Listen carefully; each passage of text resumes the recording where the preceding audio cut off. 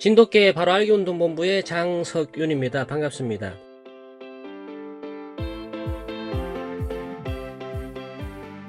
제가 기존에 부렸던 그 사냥하는 진돗개와는 좀 다른 월등한 수렵 기능과 재능이 내재되어 있다는 것을 이제 송이를 부리면서 제가 알게 되었어요. 송이를 데려가면서는 송이 혼자만 부렸었는데 다른 개와 같이 가면은 송이에게 집중할 수가 없었어요. 왜냐하면 추적기도 없었기 때문에 송이 하나만 관찰하기에도 버거웠던 겁니다. 왜냐하면은 장거리를 하는 개들은 보통의 수렵 기능을 가진 개들보다는 수색이나 추적 반경이 넓은 만큼 시간도 오래 걸리고 기다리는 시간도 길었는데요. 고라니를 한번 추적기 시작되면은 포획물이 지칠 때까지 추적을 해버리기 때문에 송이를 산에 데려가면 그 모습을 몇 번 보지 못하고 내려오는 경우가 많았습니다. 제가 대구 농장을 할 때 습관적으로 주로 해가 뜨기 전에 한 1시간 전쯤에 이제 산행을 시작했었는데, 지금 이 10월 달이니까 오전 6시가 되기 전에 산을 오르고 있다고 보시면 되겠어요. 한 번은 송이를 데리고 산을 올랐는데 송이가 짐승의 흔적을 찾아서 맷질이 시작된 이후에 꽤나 긴 시간을 추적을 했었고, 여느 때와 마찬가지로 추적을 하다가 저 멀리서 저의 모습을 한번 확인한 이후에 이제 다시 사라졌는데, 그 이후로 제가 송이의 모습을 보지 못했고, 한참을 기다려도 송이가 보이지 않길래 일단은 그 농장에 내려가서 농장 보육원들 밥을 주고 다시 찾자 싶어서 농장 개들 관리를 하고 배변을 시키고 밥을 주고 저도 간단하게 요기를 한 이후에 그때도 송이가 내려오지 않아서 결국 제가 다시 산을 오르기 시작했는데요. 올랐던 산을 다시 반복해서 올라가면은 체력이 소진되어서 2배로 힘들어요. 그래도 이제 특수한 상황이니까 힘든 줄 모르고 그냥 올라가야 되는 겁니다. 개를 찾는 것이 목적이기 때문에 송이를 찾기 위해서 산을 오르면서 두리번거리면서 계속 부르고, 등성뿐만 아니라 산 비탈길 오른쪽 왼쪽에서 거의 다 수색을 다 하고 계속 찾았어요. 근데 찾지를 못했습니다, 송이를. 그래서 이거 올무에 걸린 게 아닐까. 그래가지고 산에서 다시 내려와서 제 차를 타고 산 하발지로 계속 차를 몰아가지고 차를 대놓고 송이를 다시 부르고 또 차로 이동해서 다시 부르고, 그러기를 한 2번 반복을 했어요. 그래도 제가 찾지를 못했습니다. 그래가지고 그 송이 전 견주분이신 이용보 선생님께 제가 전화를 했어요. 지금 상황이 이렇다고 하니까 본인도 그 이야기를 하시는 거예요. 본인도 송이를 데려와서 산에서 송이를 부리다가 잃어버린 적이 있다라는 얘기를 하시면서 어떻게 찾았냐고 하니까 사람들에게 일당을 주고 계속 수색을 해가지고 찾았대요. 올무에 걸린 송이를 찾았는데 그 송이가 사라진 그 지점에서 5km 바깥에 올무에 걸린 송이를 찾았다는 거예요. 그 얘기를 들으니까 제가 좀 황당했었죠. 제가 자주 다니는 산은 농장 뒷산인데 산이 그렇게 높거나 크질 않아요. 그래서 직선거리로 5km를 수색할 만큼 그렇게 큰 산이 아닙니다. 좀 막막하긴 했지만은 그래도 다시 찾아야 되니까 오후 한 3, 4시쯤 됐을 거예요.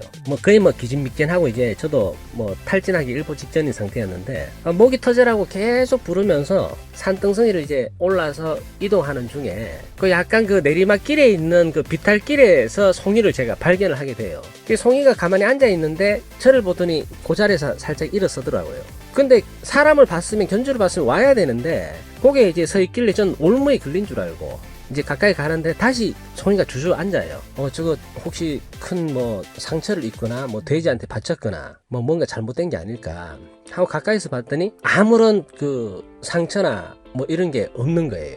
그때서 제가 송이가 탈진했구나 하는 것을 알게 됩니다. 그 송이로서는 더 이상 소모할 에너지가 없었던 거예요. 그래서 움직일 힘도 없고, 제가 가자고 이제 동료를 해도 그냥 또아리를 틀고 이렇게 누워있는 거예요, 걔가. 그래도 저는 체력이 방전되긴 했지만은 찾았다는 즐거움 때문에 거기서부터 송이를 안고 농장까지 내려오게 됩니다.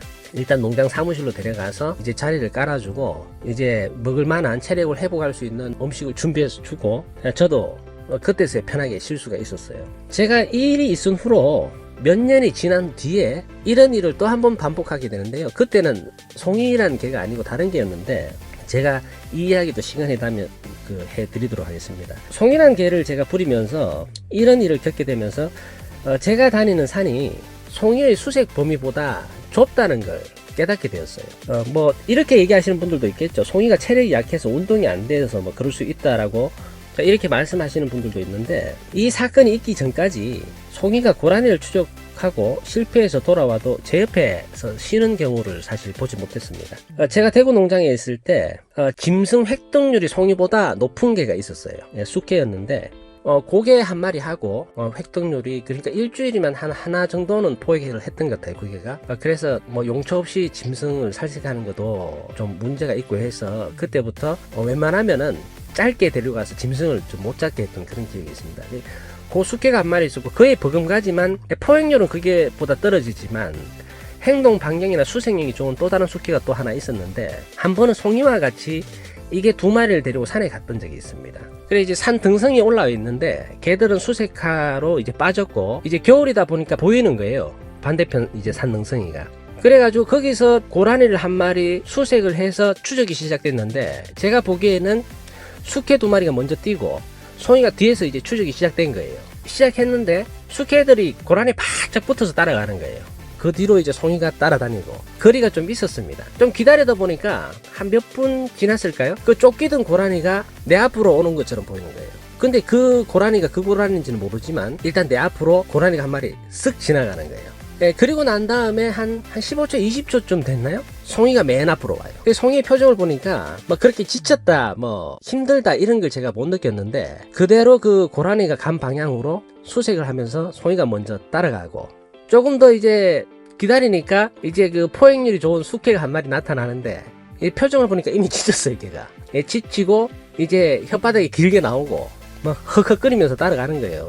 행동 뭐 수색 반경이나 추적력은 좋지만은 포획력이 떨어진다는 그 숫개가 뒤에서 나타나서 이미 그 개는 뭐 숨소리가 엄청 거칠고 너무 힘들어하는 게 제가 보이더라고요. 제가 그런 경우를 한번 목격했던 적이 있습니다. 그래서 체력이 약해서 송이가 산에서 탈진해서 혼자 누워 있었다. 자, 이것은 말이 안 되는 거예요. 그때만 해도 제가 꾸준하게 송이를 데리고 다녔었기 때문에 체력적으로는 큰 문제가 없었다고 생각하는데, 이 개가 그만큼 하나에 꽂히면은 놀라운 집중력을 발휘하고 반드시 이거를 포획하고야 말겠다라는 그런 의지가 너무나 강한 개였습니다. 그리고 이제 조금 기다리다 보니까 수컷들이 이제 나타나더라고요. 나타나서 제 옆에서 이제 다 퍼져 있어요. 이렇게 퍼져 있는데 이제 송이가 맨 뒤에 이제 나타나는 거예요. 짐승은 못 잡았습니다. 근데 숫개 두 마리는 제 옆에서 퍼져 있는데 송이는 저한테 이제 반갑다고 살짝 인사만 하고 쉬지도 않고 다시 나가는 걸 제가 봤어요. 숨소리도 고르고 그 입 밖에 그 혀가 이렇게 길게 나오는데, 송이는 입 밖으로 혀를 길게 빼는 법이 없었어요. 그냥 입 끄트머리에서 한 5cm 정도? 그 정도만 나와서 색색거리고 숨소리도 크지도 않고 거칠지도 않고 그냥 색색색 하는 소리만 나요. 그만큼 그 체력 소모가 적고 같은 양을 뛰어도 에너지 소모가 적은 그런 개였다라고 할 수가 있습니다. 송이라는 개는 웬만한 사냥하던 개들과 웬만큼 사냥하는 진돗개들과 이렇게 비교를 해보면 체질적으로 많이 달랐어요. 체중이 13kg 정도여서 좀 가벼웠고 유연성과 견고함을 동시에 갖추고 있는 개라고 보면 되겠습니다.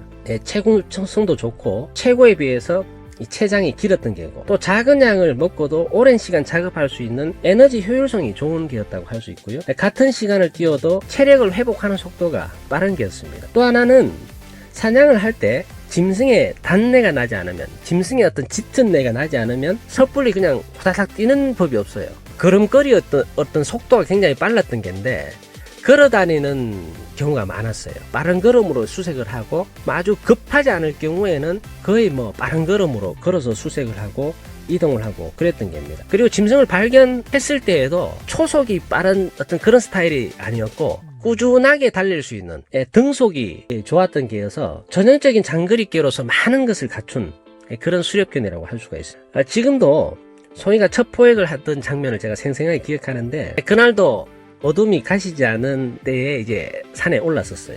그리 높지 않은 그 산기슭에서 고라니의 흔적을 발견하고 추적이 시작되었는데, 보통 고라니는 직선으로 계속 뛰지 않죠. 돌죠. 이렇게 라운드를 하는데, 그날도 조금 전에 도망갔던 고라니가 제 앞으로 지나치는 걸 제가 보게 되는데요. 그 고라니를 송이가 추적을 해서 고라니가 라운드를 해서 제 앞으로 왔던 거예요. 제 앞으로 지나가고 조금 있으니까 송이가 색색거리면서 이제 쫓아오는 걸 보게 되는데 송이가 진행하는 방향에서 또 한 마리의 고라니가 튀는 거예요. 근데 이제 저는 송이가 가까이서 도망가는 그 고라니를 추적할 줄 알았는데 그게 아니고 맨 처음 추적했던 그 고라니를 계속 추적한 거예요. 경험이 없는 이제 개 같으면은 가까운 곳에서 일어난 고라니를 쫓아서 갈 텐데 송이는 확률적으로 맨 처음 쫓았던 고라니를 추적하는 게 잡을 확률이 높다고 생각을 했던 것 같습니다. 저는 송이가 간 방향으로 빠른 속도로 뛰어갔고 허겁지겁 이제 덩성이를 따라 이동을 하는 중에 산 하발지에서 비명소리가 들리는 거예요. 제가 쫓아가서 그쪽에 다다랐을 때 고라니 한 마리가 이제 자빠져 있고 송이는 입을 떼고 색색거리면서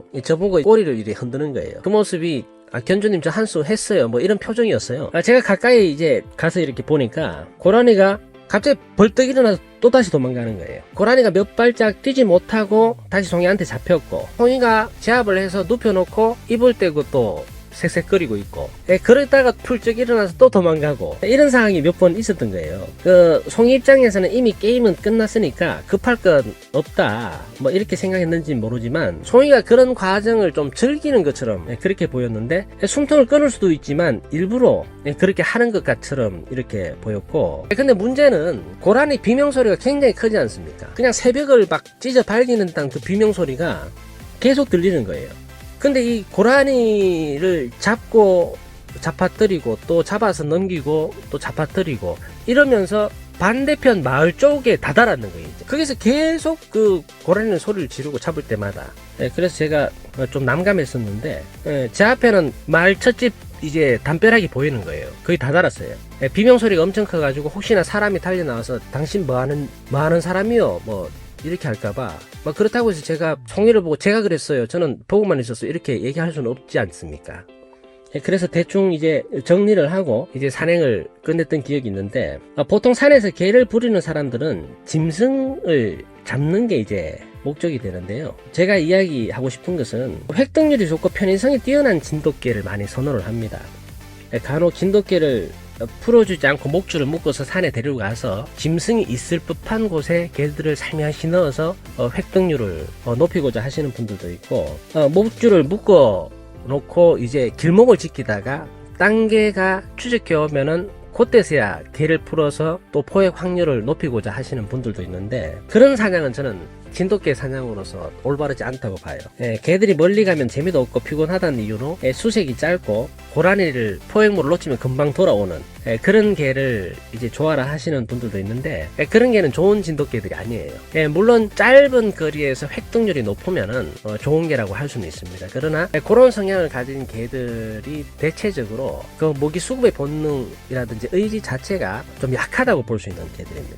그리고 그 진돗개와 같이 이제 산행을 할 때 이제 보통 그 포획물이 이제 목적이 되어가지고 포획물을 많이 잡기 위해서 산행하시는 분들이 많은데 저는 이제 그것보다 개를 좀 알기 위해서 개의 행동이나 뭐 습성, 뭐 본능 뭐 이런 걸 알기 위해서 저는 산행을 주로 많이 했었는데 진돗개와의 산행은 포획물을 잡는 게 목적이 되기보다는 산행하는 것으로 인해서 진돗개의 먹이 수급의 본능이 발현되는 행동 과정을 관찰하는 것이 목적이 되면 좋겠다는 생각을 해봅니다. 저는 될 수 있으면 진돗개를 산행에 투입시켰을 때 지들이 그냥 하는 대로 이제 관찰을 하는 편인데 산행에서 개들이 조금만 안 보여도 소리를 질러 부르고 멀리 못 나가게 하는 분들이 있습니다. 그럴수록 진돗개들의 본능은 통제받고 발달되지 못하게 되는데요. 현재의 송이와 같은 장거리 사냥하는 개들은 별로 없었어요. 과거에도. 그러나 지금처럼 그런 개들이 전혀 보이지 않는 일은 전 없었다고 보는데 그 이유 중 하나가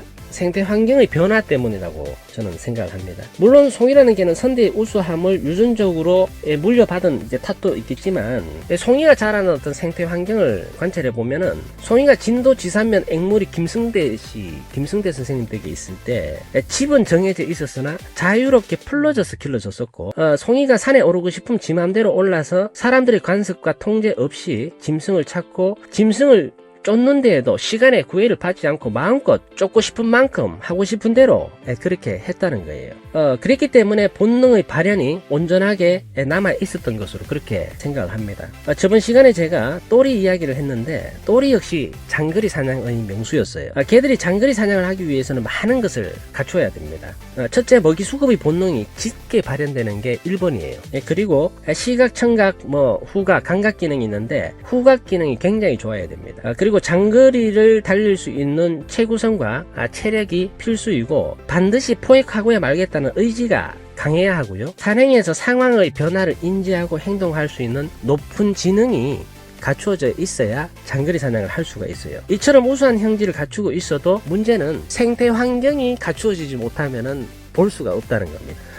또리라는 개도 진도 지산면 금노마을에서 자유롭게 살던 개였기 때문에 생태 조건이 좋았다고 할 수가 있고요. 또리 역시 산행에서 시간의 구애나 인간의 간섭 없이 지가 하고 싶은 대로 마음껏 수렵성을 발달시킨 개여서 생태 환경이 개들에게 미친 영향은 참으로 대단한 것이라고 볼 수가 있습니다. 우리가 대중들이 진돗개를 봤을 때 이 개도 진돗개고 저 개도 진돗개고 다 비슷비슷하다니까 다 같은 진돗개로 인지를 하고 있지만 우리가 눈으로 보지 못하는 개들의 몸속에는 이미 많은 변화가 진행되고 있다는 것을 개들의 행동을 통해서 알 수가 있습니다. 산행에서 수렵 기능뿐만 아니라 다방면에서도 이질적인 행동이 나타나는 것은 생태 환경이 변화됨으로 인해서 나타나는 결과라고 볼 수가 있습니다.